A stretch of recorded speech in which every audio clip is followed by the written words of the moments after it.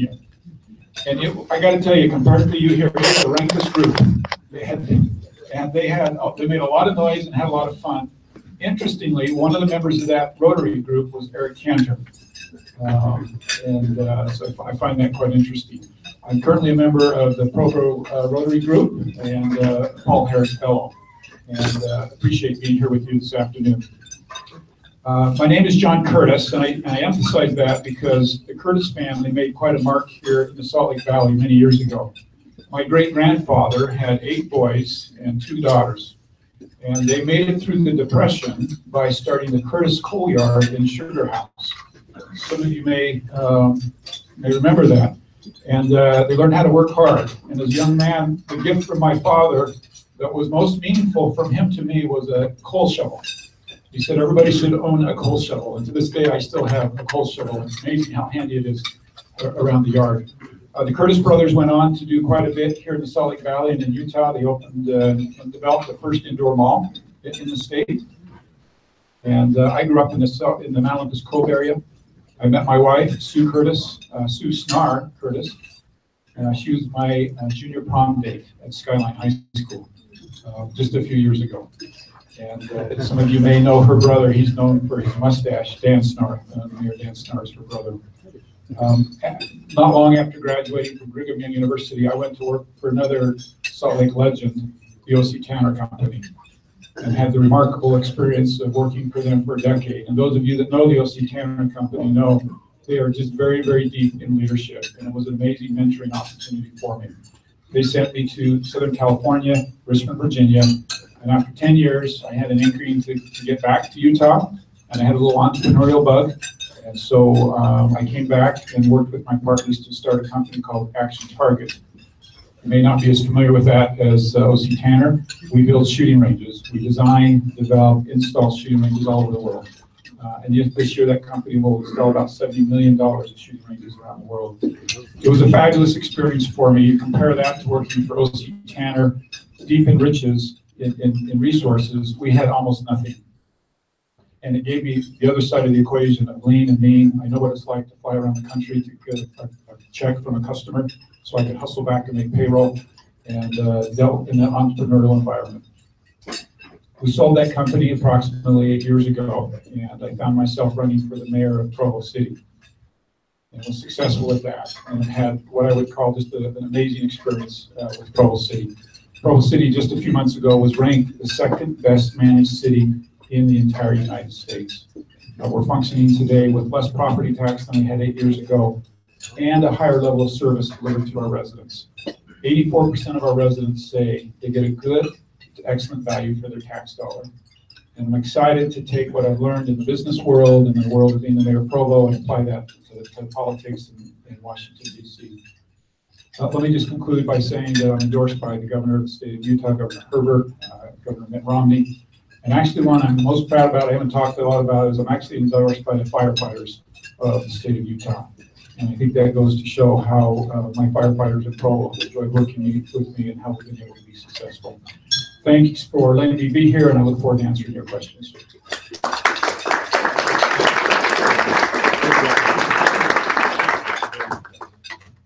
I'm grateful for this opportunity to be here as well. My name is Jim Bennett. Many of you have come up, and it's interesting because I bumped into 2 people who last saw me on the Pioneer Theater Company stage. Actually, I wasn't on the stage. I was in the audience. I was in Will Rogers' Follies, and I played Wiley Post, who was the guy who was piloting the plane that crashed when Will Rogers died. And in the play, Will Rogers' Follies, I sit in the audience and I stand up every once in a while and say, "Let's go flying, Will." And I had somebody come up to me and say, "I was the one sitting right next to you when you last did that." So that's kind of fun. My family is from Salt Lake. I actually grew up in Southern California. My parents moved here right after I graduated from high school. But my father at the time was the president of what's now Franklin Covey, and then he went on to run for the Senate. Prior to that, people don't know, he ran for the school board and lost. And Rod Decker kind of made fun of him when he finally won in 1992 and said, "You couldn't even get elected to the school board. What makes you think you could be a United States Senator?" My father is not the first politician in my family. That honor does not go to my grandfather either, who was a senator for 24 years. That honor goes to Daniel H. Wells, who was my great-great-grandfather, the third mayor of Salt Lake City. And prior to coming west with the Latter-day Saints, Daniel H. Wells was a practicing attorney at the time of Abraham Lincoln in Illinois. And the story goes that Daniel H. Wells, when he met Abraham Lincoln, went up to him and said, "You, sir, are a dead man, for I swore to myself if I ever met a man who was uglier than I was, I would shoot him on sight." To which Daniel H. Wells replied, "Shoot away." I'm sorry, Abraham Lincoln said, "Shoot away. If I'm uglier than you, I don't want to live."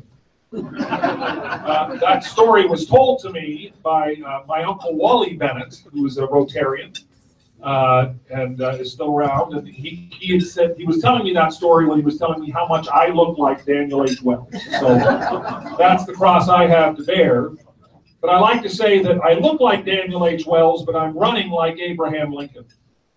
That Abraham Lincoln was a third-party candidate back in the day.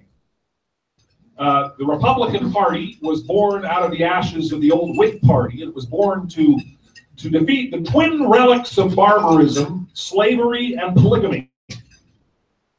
Connection to the campaign. But the fact of the matter is he recognized that the two-party system was fundamentally broken. That's where we find ourselves today. I've been a loyal Republican for most of my life. But when Donald Trump secured the Republican nomination, I decided I didn't want to be a Republican anymore. And I was actually at my father's bedside when he had suffered a stroke that eventually took his life. He turned to me and he said, "Are there any Muslims in this hospital?" And it was a very strange question, and we thought maybe he had suffering some kind of confusion from the stroke. And I said, "I'm sure there are, Dad." And he said, "Well, I want to go up to every single one of them and apologize on behalf of the Republican Party for Donald Trump." And that was enough for me to decide that the party of Trump was not a party in which I wanted to be associated. And I look at the Trump agenda and what Donald Trump is trying to do. We now have Donald Trump's campaign manager under indictment.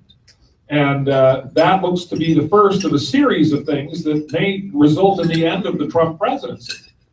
But I look at what Donald Trump is trying to do, and it's precisely at odds with what the people of Utah want. A case in point is immigration.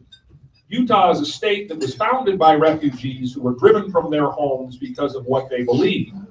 And now Donald Trump wants to shut the door to have anybody who is suffering that same fate today find refuge in the United States. He wants to build a huge wall on the south of the border, and a wall that won't actually stop illegal immigration, because most people come here the worst of who we are as a nation and as a state. And so I felt it's necessary that we find a new way to break out of the two-party mold and not just be one more drop in the bucket of Washington, D.C.'s partisan dysfunction, and that we find a way to be able to actually solve problems and make a difference. And that's why I'm running for Congress. So I appreciate the opportunity to be here with you today. Thank you.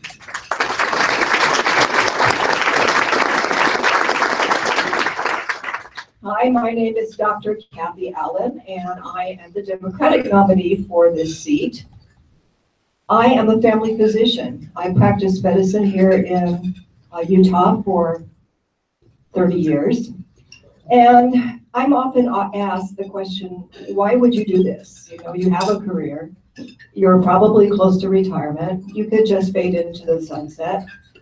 Well, I decided to run because I wanted to stand up for ethics. And that was my initial impulse. And as of this week, I am not sorry that I stood up, because I think someone needs to. One of the first things Donald Trump did was try to dismantle the Department of Ethics. And his whole presidency has been just fraught with ethical dilemmas that are now obviously coming into the public light. The other reason I decided to run was the assault I saw on scientific truth and data. And honestly, I just couldn't figure out how you could make good policy decisions if you insisted on basing solutions on things that were simply not true. It is said that Donald Trump tells the truth 1 out of every 17 times. And can you imagine actually making data choices or policy decisions for all of us around the United States based on things that aren't true. I couldn't, and so I decided to run. And early on in our campaign, we did a survey to see what the 3rd Congressional District constituents actually cared about, what kept them up in the middle of the night. And healthcare was the #1 issue. And as far as we've been able to determine through our entire campaign, it stayed really high, along with ethical concerns. Being a physician, I think I have a unique skill set to bring to being a representative in Congress. And all you have to do is think about your favorite doctor and think about the qualities that they brought to the relationship. Listened in a way that validated your humanity, carefully enough to make the correct diagnostic choice. They analyzed lots of information in order to reach good decisions on diagnosis and treatment plans. And hopefully they inspired your confidence and engaged you in a partnership about your own health and were inspired by the message. Those qualities of trust, clear communication, and data-based decision-making, and rendering complex information down into simple language, those are some of the same qualities we should seek in a congressional representative. I offer something very different. Sometimes I get frustrated because people want to stereotype all of us that belong to a political party. Very shallow thinking. I think that each a wealth of experience and values to the process of running for office, and that we need to look holistically at candidates instead of putting party affiliations important determinant for who you will vote for. About public education. I do not want to eliminate the Department of Education. I care about public lands. I don't want to see them sold. I care about your health, and in that, I care about reforms that will bring universal health care to all of us someday. We also have other health concerns in this race. There's a medical cannabis issue, an opioid epidemic that has hurt so many of our families, including my own, and public health issues like clean air and clean water.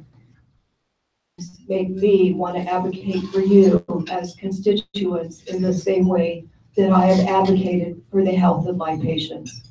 I thank you for the opportunity to be here, and I thank my opponents for being here and going through this process with me so many times. This may be our last appearance together. Please vote. Please vote. Thank you so much for having us.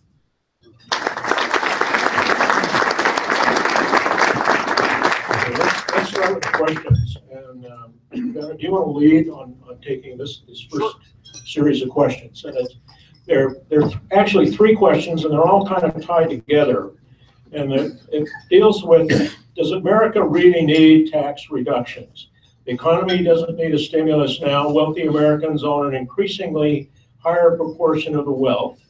And then would you vote for strengthening safety net programs? And then would you vote to substantially increase federal government's funding for elementary and secondary education in the United States? That question may be longer than my answer. So first bit about tax reform. The issue with tax reform isn't so much lowering rates as it is creating a simple system. The tax system needs to be made fair, made simple, and then it needs to be made permanent. It needs to be left alone. The Tax Reform Act of 1986, I think, was probably the most effective way of lowering rates, but also getting rid of deductions in order to be able to make a fair and a simple system. And we've been tinkering with it for the last 30 years, and I think that's a serious problem. So I think simplicity should be the top of the list rather than lower rates. What's stunning is that the Trump administration's proposal actually has a higher rate for the lowest taxpayers. It raises the lowest rate from 10% to 12%, which I think is inconsistent with the principles of what we ought to be doing here. Third question, I'll go to the third part. I think very much that the federal government ought to be able to supplement what Utah spends on education, because we have unique needs in the state. We have the lowest median age of any school children in the country. And so we need to be able to have additional resources, but those resources should come with no strings attached. Too often the federal government gets involved and they decide that they're calling the shots, and Utah ought to be calling the shots, not the federal government. Kathie?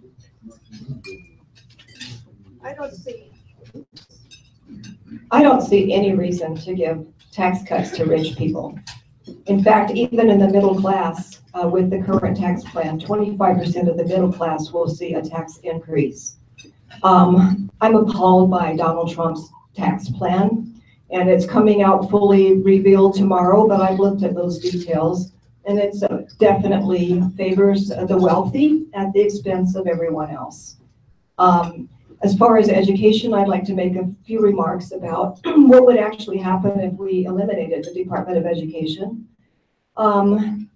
After school programs would go away. That would raise the cost for daycare for multitudinous families. School lunch would go away. Protections for disabled kids would go away. So yes, I do favor local control of public dollars going to education, because in general, I think that local communities know more than the federal government does what is really needed in our communities. But we can't go to the extreme of just forfeiting federal support for education, because if we do that, we have no standards across the United States that you could get a good education here, say, and move to another state and get an inferior education. Disabled kids need protections. Women need protections that they get from Title IX. Low-income kids need protections based on Title I. So yes, I think that Utah needs to spend more on our kids, because they are the future of our country. But we don't need to do that in such a way that we eliminate protections that we have through the federal government. Thank you. Thank you.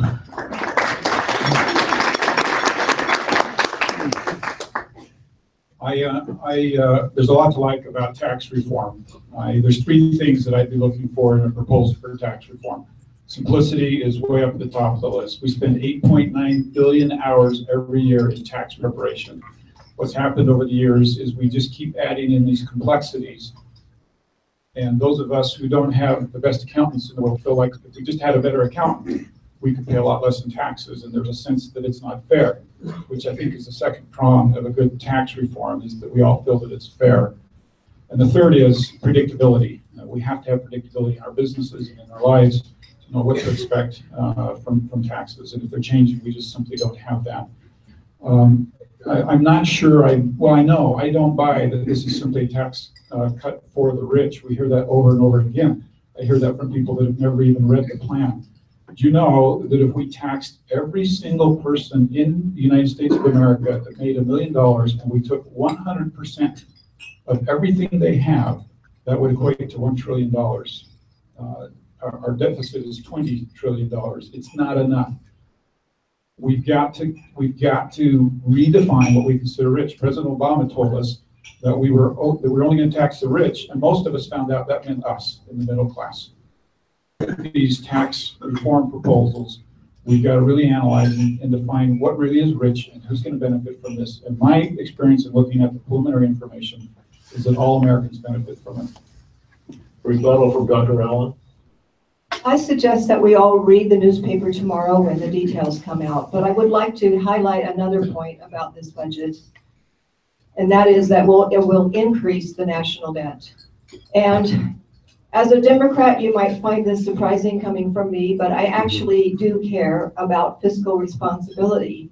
I care about a balanced budget. Did you know that 5% of our expenditures every year go to interest on our national debt? Interest only. Why would we support a tax plan that raises taxes inequitably across all of the spectrum of income?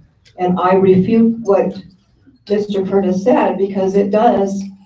Most of the tax cuts in this plan go to the wealthy. Why would we want that? You know, I remember when Bernie Sanders said we should go back to the good old days when we had a 90% top tax rate. And what he forgets is that nobody paid a 90% top tax rate when we had that, because when you have higher tax rates, you don't necessarily generate more revenue for the government. Tax income equates to about 20% of gross domestic product over time, no matter where the rates are. So the idea that, you know, what we're going to do with tax cuts shouldn't be about trying to socially engineer what we're doing or anything else. It should be about raising revenue for the government. We ought to do that in the fairest and most equitable way possible. And the way to do that is through simplicity, not necessarily through, monkeying around with the rates too much. We ought to be able to have a simple tax program that we all can understand and we can all appreciate. And the goal should be to raise revenue, not to be able to socially engineer. Let me just clarify a couple of points. The current tax proposal has a doubling of the individual deductions, taking it from an individual to $12,000 and to a family for $24,000. That is critical for those who are most in need and will impact many people here in our state in a very positive way. Thank you. Let's go to Dr. Allen first.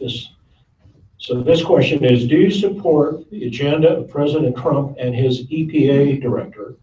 And then the second part of that is, are you a climate change denier?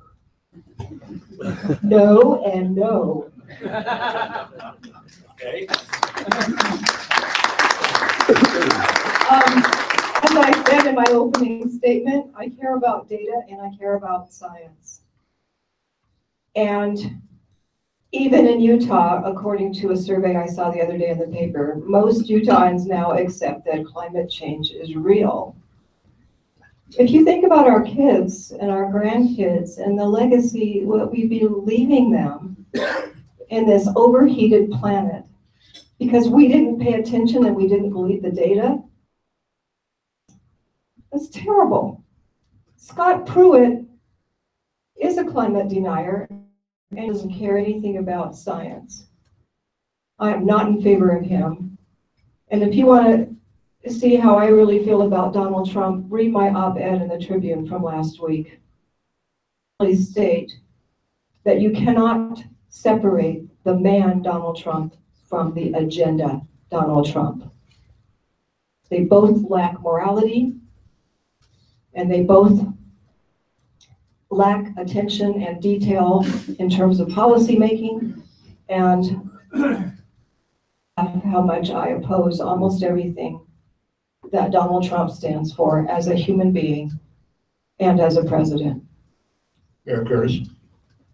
I'll brag for just a minute. I'm really pleased that last year Utah's clean air organization, UCARE, gave me an award as the person of the year.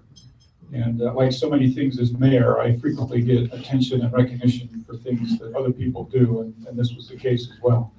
But I do believe I was recognized because of the things that we were able to do and accomplish in the city of Provo as it relates to clean air. And I would invite all of you to get in front of a computer and type in Provo Clean Air Toolkit. And what you'll see is something that we developed with it. The kit is that it defines everybody's responsibilities. And I feel like too often when we get in this discussion, we want to point to somebody else and say, oh, if they would only do this, we would have clean air. Well, the reality of it is every single individual bears the burden of clean air. When we take, and I'll blame the Curtis family, we're part of the problem. Right, so individuals have a role in this, businesses have a role in this. And what you'll find in the Provo Clean Air Toolkit is a list for what individuals can do. You may not realize it, but your water heater has as much to do with the pollution in the air as almost anything that you do. It lists what businesses should do, it lists what government should do, it lists what universities should do. And all of us down in Provo have started working on this list. And I think it's a great start. It's a great push forward in actually moving the needle on clean air here in our valley. Thank you. Mr. Bennett. We're maybe almost halfway through this debate, and my Republican opponent still hasn't said the president's name. He was asked a question about whether or not he supports the Trump agenda, and he has said on multiple occasions that he does support the Trump agenda. And what you're seeing is the fact that you're seeing a good man, and I think John Curtis is a good man, who is uncomfortable in a party that is being led by a man who is not a good man. By a man who has an agenda that is destructive, that is an agenda that is actually at odds historically with what the Republican Party stood for all throughout my entire life. And I see that and say, okay, no, I oppose the Trump agenda on a number of areas. And when we talk about climate change, I want to talk about the fact that I think we're asking the wrong question very often. The question should not be whether or not the planet is warming, it is, and whether or not human activity is having an impact, it is. The question should be, whatever we're proposing, is it going to do any good? And most of the proposals that are on the table, indeed all of the proposals that are on the table to cut emissions, 100% consensus of scientists is that they won't have any impact on the climate. I don't want to support regulations and support measures that are essentially symbolic in nature that don't actually address the problem. Frustrated with the Trump administration's unwillingness to actually confront the reality of climate change, but I'm also frustrated by the fact that the solutions being offered for climate change wouldn't do any good. I think a rebuttal from Dr. Allen. Yes, Mayor Curtis, you didn't answer the question you were asked. It was about Donald Trump and Scott Pruitt, and you went off on a tactic of talking about Provo. That was not what the question was about. The solar industry is growing 17 times faster than the rest of the economy in clean energy policies. And coming down in Provo penalizes people for having solar. We looked at that data and they're more punitive than Rocky Mountain is. So please answer the question. In 30 seconds, right? So this is for my two opponents. Trump, Trump, Trump, Trump, Trump. There you go. Depends on who's defining the Trump agenda. If you're defining the Trump agenda as meanness, as bullying, as disrespect for women, for minorities, of course I don't support that. If you look at my personal history as mayor and as an individual, you won't see an iota of that in the way that I treat other people. If you're talking about the Trump agenda as tax reform and great Supreme Court nominations and a strong presence overseas, elimination of regulation like Dodd-Frank, yes, I'm behind that and I support that. I think it's a difference of style. You've seen in the style of the three of us just here in the last few minutes. A lot of people want me to be Trump-like, and I'm not going to be. I'm just not. It's not my style and it's not my behavior. And if you want me to stand up here and pound the podium and swear at the president, but if you look at my own life and my own personal example, you'll see what you can expect from me.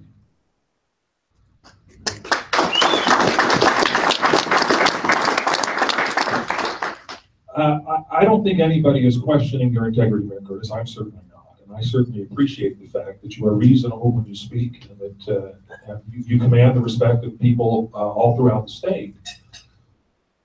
What I question is the fact that the number one item on the Trump agenda is the border wall on the south of the border, that you ran an ad saying that you supported, and then you ran a response after pulling the ad saying you wholeheartedly supported it. And now this is our sixth debate, and I still have not gotten a clear indication from you as to how you would vote if the border wall came up for a vote. It is not a multiple choice discussion. You have to vote yay or nay. And I still don't know where you're willing to stand on that. And I see you trying to straddle the line between the excesses of who Donald Trump is, which we all agree are terrible, and the reality of what you would be required to do as a member of the party of Trump in supporting that agenda. Go ahead, Mayor Spahn. Thank you. I'm not sure because I'll repeat it again, and I have each time after you've said this, and it's on my website, but let me repeat it again. There are 4 tenets that I believe strongly need to be part of the immigration discussion. And the first tenet is that unless we admit that our current system is broken in who we allow into this country and who we don't allow into this country, we'll never solve the immigration problem. I have businesses every day who tell me they can't get the workers here that they need, and it's a severe problem for their businesses. We have many good people lined up for a long period of time trying to get into this country who would come and contribute. And I would be the first to do all I can to help them reform the system so they can get here. The second is stronger, secure border. And there is not a yes-no answer to this. We need to secure our borders. It's in our national security's best interest. There are portions of our borders that might need a wall. There's in no case where I see a wall going from sea to shining sea. And it's not just our southern border, it's our northern border, it's our airports, it's our terminals, it's all of our borders that need to be secure. Third thing we need to do is we need to be tough on those who come into this country and commit multiple crimes. We don't have... Time's up, John. Okay, thank you. let's start with you on the next question then. Do you support the preservation of the Grand Staircase and Escalante National Park and Bears Ears National Monument at their current size? If not, why? I don't know enough about Escalante to weigh in on that. I've spent a lot of time on Bears Ears and looking at Bears Ears, and I do believe that some degree. I think that what's been unfortunate is the way we've arrived at this place where we're at. We had a president who acted unilaterally as he was going out of office with a mandate. Of course, there are a lot of mad people. Shortly, we're going to get a president, if you believe the rumors, who is going to act unilaterally to change the boundaries back to some distance. And I believe what's missing is a process that gets us to the right answer. I strongly believe several things. One is we need to preserve those beautiful areas and those archaeological things that are just treasures. I think we need to involve local involvement as much as possible. The people down in that area have worked hard themselves to preserve and protect that area. We need to make sure that we're dealing with this with an abundance mentality, which is there's enough there to preserve, protect, to recreate, to hunt, fish, and to do all the traditional uses. To ask the question, if you're in Congress, the bill comes to you to vote yay or nay on reducing the size of both Grand Staircase Escalante and Bears Ears, will you? I will vote to reduce if I believe. So vote yay. Okay, Dr. Allen. No, I will not vote yay. I will vote nay, and here is why. First of all, there's a lot of false narrative to this story, unfortunately, a lot of misinformation. But I'm always the only candidate who actually brings up Native Americans when we talk about Bears Ears. This is their proposal. There's 5 tribes down there, and I've gone and talked to them who wanted this land preserved because it's sacred to them. They don't want 90% of it reduced, as Rob Bishop's bill would do. They don't want it chopped up and eliminated, as the Trump administration and Ryan Zinke want to do. We have to remember that the local communities down there were consulted. They tried to do a lands initiative. Our state delegation and our state representatives could not get it together. So this idea that Obama just suddenly swept in with no input from anybody and designated this monument is a false narrative that was revealed by a Tribune investigation. So also there's the other false narrative here is the idea that national monuments and parks hurt local economies. That has not been verified by studies. In fact, just the opposite has been found. Either there's a neutral effect or there's a positive beneficial effect on the local communities. Thank you. Jim? I would vote yay on restructuring the Antiquities Act because I think it gives the executive branch far more power than constitutionally it was intended to have. People, when we're talking about Bears Ears and Grand Staircase Escalante, I don't think there's anybody up here that would like to see that those lands be sold to private developers or anything like that. The idea is what is the best way to protect these lands? And the Antiquities Act and a national monument designation is a blunt tool where a scalpel is required.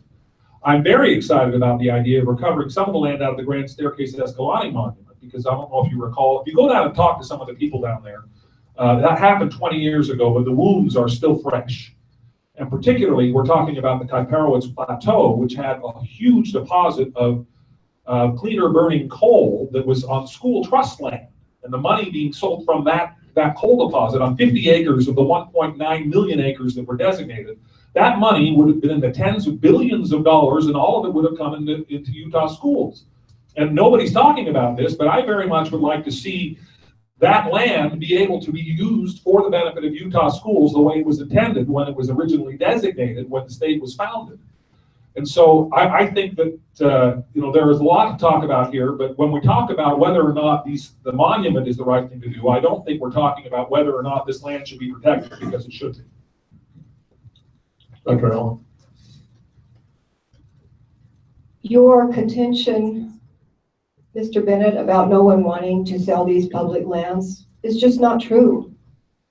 There are interests who want to frack this land and extract it and get profit out of it. There's so much controversy over it. Somebody has to profit from restricting the amount of territory in these national parks. It's not the case that the profit motive isn't there. And even I heard Governor Herbert say that there's only a small part of Bears Ears that's appropriate for extraction. And as far as coal in the Kapara Woods Plateau, who needs more coal? We should be focusing on clean energies at this point. Mayor? I think this discussion points out that a big problem is the process to get to this end answer. And if you go down into these counties, you'll see there's a tremendous amount of anger and mistrust towards the federal government, and I think it's probably reciprocated on the other side. There is a bright star, and that's Emory County. And if you haven't had a chance to look to see what they're doing, they've worked for years to come up with a plan that everybody does seem to agree with on all sides of this issue, and moving that forward as a piece of legislation would be one of my first priorities as a great template on how we can move forward and accomplish everything that we all agree is very important to do. Really quickly, Dr. Allen. Yes, I also advocate for a review of the formula for payment in lieu of taxes. That's PILT money. And that is based upon how much of our state is in federal lands, and for Utah is 67%. So one thing I would like to do in Congress right off the bat is look at that formula, and if your state has more than 50% of its land tied up by the federal government, we need a big increased boost in that PILT money. And I would hope that that would defray some of the tension between federal and state agencies. I just want to jump in and say that I stand by the idea that nobody wants to sell all of these lands. I was talking about 50 acres out of 1.9 million acres. All or nothing kind of thing that the Antiquities Act does is it creates sort of an all or nothing kind of relationship with this land, when some of this land is appropriate to be used for private development, some of it is appropriate to be available for multiple use, and some of it should be designated as wilderness and be entirely off limits. And the Antiquities Act does not have the subtlety and the ability to be able to distinguish between all of those things. Okay, I think this is probably going to be our last question, just so we have enough time for the final comments. And I'm going to start with you, Mayor Curtis. If it becomes apparent that Trump obstructed justice and or colluded with Russia, will you vote to impeach him? Let me say this. I have a tremendous amount of respect for Mueller, who is doing this investigation. I think we're very fortunate as a country to have somebody of his caliber who's respected by both Republicans and Democrats. We need to wait and see what comes out of his investigation. If there are charges that reach to the level of impeachment, and that's why this is a hard question to answer. It's not just charges, it's charges that reach to the level of impeachment. I think it's important to understand the role of the U.S. Congress and the U.S. Senate in this answer. The U.S. Congress cannot impeach the president. They vote to send it to the Senate, who can impeach the president. So I just want to clarify that. And I will say unequivocally, if charges have been filed and are substantiated that rise to the level of impeachment, I will. I don't care whether it's a party distinction or not. I will send that to the Senate for that proper investigation so the American people can know and trust the system works. Well, I believe that that statement is incorrect because the Congress does, the House of Representatives impeaches and the Senate convicts. So in answer to the question, yes, of course I would, because I want to put my country over my party and every other concern. And To be honest, if there was proven collusion with Russia, impeaching this president would be one of the proudest moments of my life.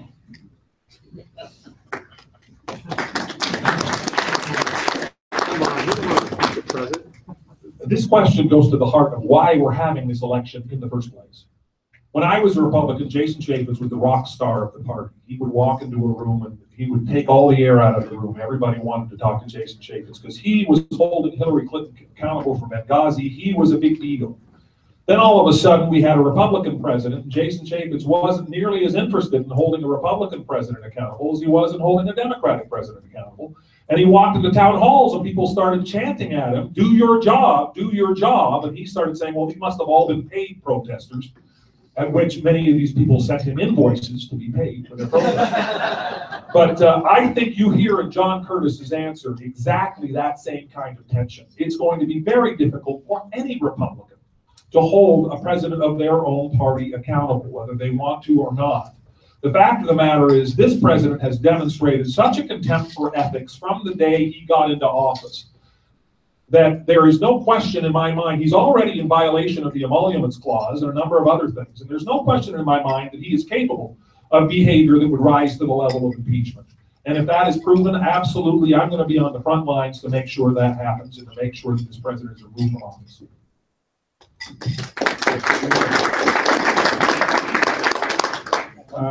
This is a hard situation for anybody to anticipate, but I can tell you this, that as the mayor of Provo, I've actually been in a similar situation. Of course, we're not talking about the office as high as the president, but we had a council member who had serious allegations leveled at him. And I would invite any of you to see how we handled that in the city of Provo, and then eventually because his resignation in the city. I believe public servants have a high responsibility to not only live according to the law, but beyond questioning. And I hope that I've done that in my own personal life. Now it's time for a wrap up. Dr. Allen, do you want to lead on? These are concluding remarks. Well, I think that everyone in this electorate has a real distinct choice of the candidates. We differ on so many things, but I think one of the things we differ on the most is that I've made it clear that I will stand up to Donald Trump.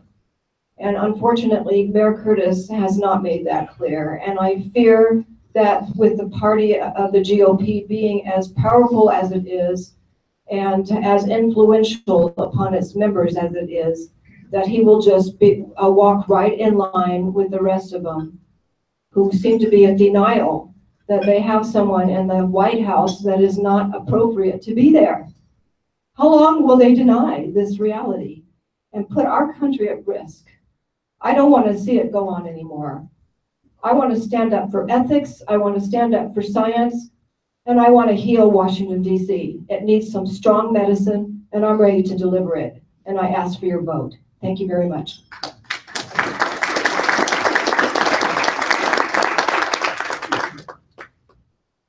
In my front hall, I have framed my father's final speech on the floor of the United States Senate. And he got up, he suffered it was a very difficult defeat for him, but what was wonderful about it was that he did not let politics define who he was. He lived the last several years of his life very happy and very free, very glad to be out of Washington, D.C. So when he gave this speech, he was able to summarize his experience without any fear of repercussions. And what he said was, he got up, he said, I'm a Republican because Republicans are the party of free markets, and I believe that free markets can get things done. And Democrats are the party of government. They believe that when there's a problem, the government can get things done. And what I have learned in my time in the Senate is that they are both right. That there are times when it is appropriate for free markets to solve the problem, and there are times when it's appropriate for government to solve the problem.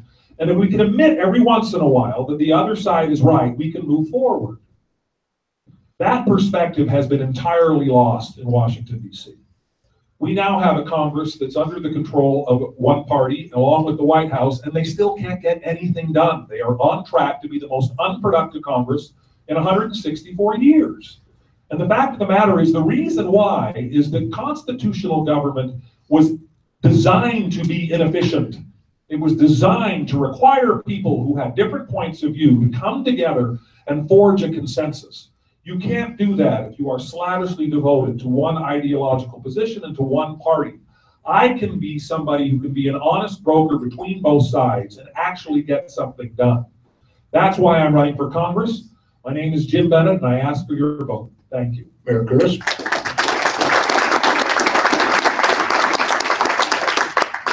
I'd like to do three things quickly. The first is smile. They all tell me, including my wife, I don't smile enough in these situations, so let me check that box. The second thing is encourage you all to vote, and I'm sure all three of us would agree with that. It's really critical that everybody gets out and votes for the candidate of their choice. The third is to make your commitment that if elected, that I will live by the four-way test and constantly ask, is it the truth? Is it fair to all concerned? And friendship? And is it beneficial to all concerned? Thank you very much.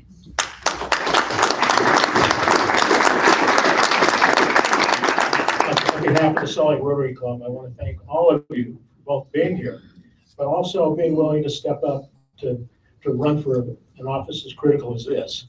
Let me just, how many of you think you might live in 3rd District? Okay, this 3rd District is the southeast pie, dividing up Salt Lake County and then going down into the whole southeast part of the state. So if you're in East Mill Creek, Sandy, Draper, Heber City, Provo, Price, Moab, San Juan County, home of the Bears Ears, all the way down to just on the south side of the Grand Canyon to Navajo Mountain. Most of Lake Powell is all part of the 3rd District. Thank you all very much.